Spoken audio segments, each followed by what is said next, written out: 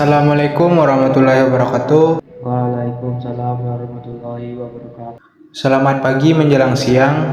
Di keadaan yang gerimis ini, kita akan melakukan safety talk di dalam ruangan ini. Sebelum kita memulai safety talk, alangkah baiknya kita berdoa sesuai dengan kepercayaan masing-masing. Berdoa mulai.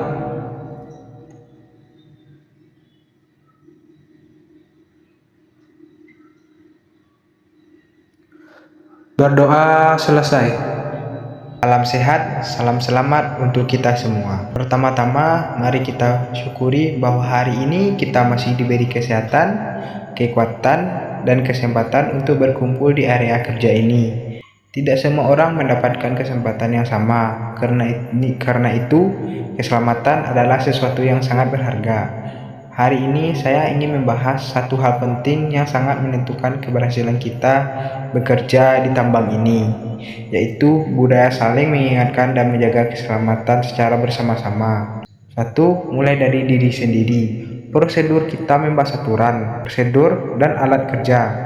Hal pertama yang harus kita perhatikan setiap hari adalah diri kita. Apakah kita tidur cukup? Idealnya 7-8 jam. Kalau kurang, konsentrasi menurun, emosi tidak stabil, dan kita mudah membuat kesalahan. Bagaimana kondisi kesehatan kita? Walau sedang pusing, flu berat, mengantuk, habis minum obat, jangan paksakan mengoperasikan alat kerja yang berat.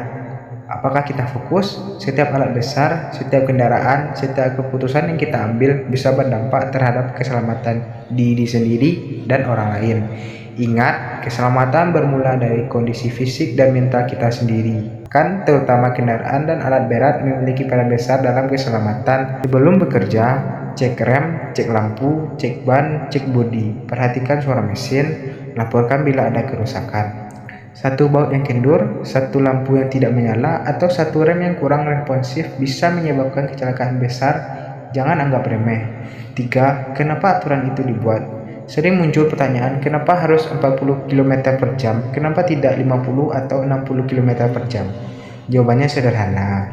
40 km per jam adalah batas aman. Aturan itu sudah dihitung oleh manajemen berdasarkan kondisi jalan, beban kendaraan, jarak pandang, dan risiko lingkungan. Ketika kita melanggar aturan, sebenarnya kita bukan hanya melanggar angka, tapi kita merusak komitmen bersama.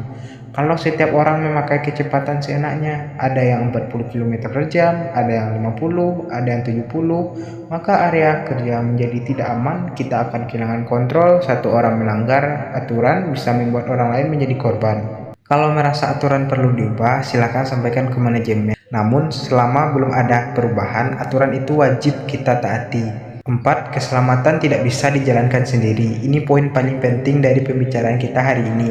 Keselamatan tidak bisa dijalankan sendirian. Kita bisa saja memakai APD lengkap, sudah pelan-pelan, sudah fokus, tapi tetap celaka jika ada teman ngebut, ada teman lalai, ada teman yang tidak melapor kerusakan alat, ada teman yang tidak memperhatikan blind spot. Karena keselamatan adalah tanggung jawab bersama. 5. Pentingnya saling mengingatkan. Banyak yang takut menegur temannya, alasannya bermacam-macam. Takut dia marah, takut dia sok tahu, nanti dibilang cari muka, biar saja, itu urusan dia. Padahal dalam keselamatan, membiarkan orang lain melanggar adalah tindakan paling kejam. Karena itu, berarti kita membiarkan teman kita berada di dalam kondisi bahaya.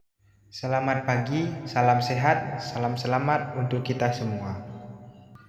Orang yang menegur adalah orang yang peduli, bukan orang yang sok tahu. Dari safety talk yang telah kita bahas, dapat disimpulkan bahwa keselamatan dan kesehatan kerja adalah tanggung jawab bersama yang harus diterapkan secara konsisten dalam setiap aktivitas kerja.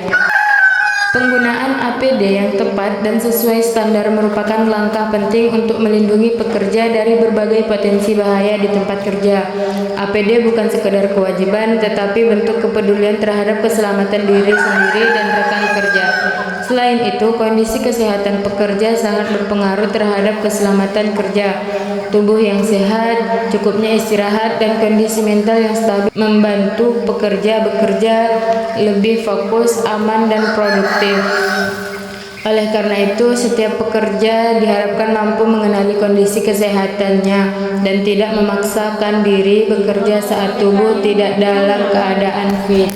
Pemahaman terhadap prosedur darurat juga menjadi hal yang sangat penting. Mengetahui jalur evakuasi, titik kumpul, serta langkah yang harus dilakukan saat terjadi keadaan darurat dapat meminimalkan risiko cedera dan menyelamatkan nyawa. Kesiapsiagaan dan ketenangan dalam menghadapi situasi darurat merupakan kunci utama keselamatan. Dengan disiplin menerapkan penggunaan APD, menjaga kesehatan, dan mematuhi prosedur darurat, kita dapat membangun budaya keselamatan kerja yang kuat. Keselamatan bukan pilihan, melainkan kebutuhan utama agar setiap pekerja dapat bekerja dengan aman dan pulang ke rumah dalam keadaan selamat.